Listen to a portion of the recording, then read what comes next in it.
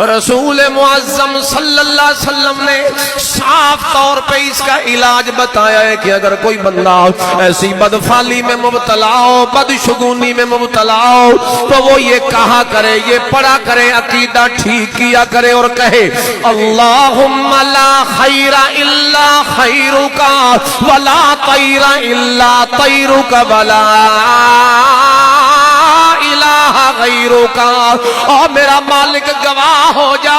یہ جاہلیت تھی جو میرے اندر آ چکی تھی کہ میں نے نفع نقصان کو تیرے سوا مخلوق سے جوڑ دیا تھا، نفع نقصان کو تیرے سوا میں نے جانوروں سے جوڑ دیا تھا، نفع نقصان کو تیرے سے سوا میں نے مہینوں سے جوڑ دیا تھا، نفع نقصان کو تیرے سوا میں نے وقت سے جوڑ دیا تھا، نفع نقصان کو تیرے سوا میں نے فلانی چیز سے جوڑ دیا تھا۔ تو گواہ ہو جا، تیرے نبی کی حدیثیں سن کر، تیرے قرآن کی آیتیں سن کر میں نے اپنا عقیدہ ٹھیک کر لیا ہے، اور اب میرا عقیدہ یہ ہو چکا ہے لا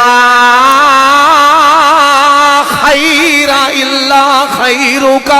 کہ کوئی خیر اور بھلائی تیرے آرڈر اور حکم کے بغیر وہ کسی کو نہیں پہنچ سکتی، اور لا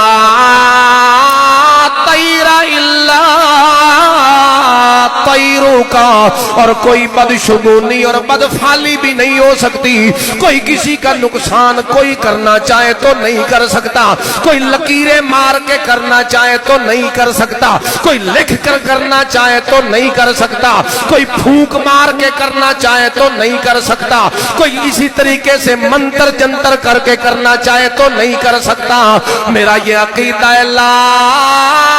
طیر الا طیرک، اور میں اس لیے یہ کہہ رہا ہوں کہ نفع نقصان تیرے ہاتھ میں ہے، کیونکہ میرا یہ عقیدہ ہے، میں ہر نماز کے اندر اس عقیدے کو دہراتا ہوں۔ وہ کون سا عقیدہ ہے؟ لا الہ غیرک۔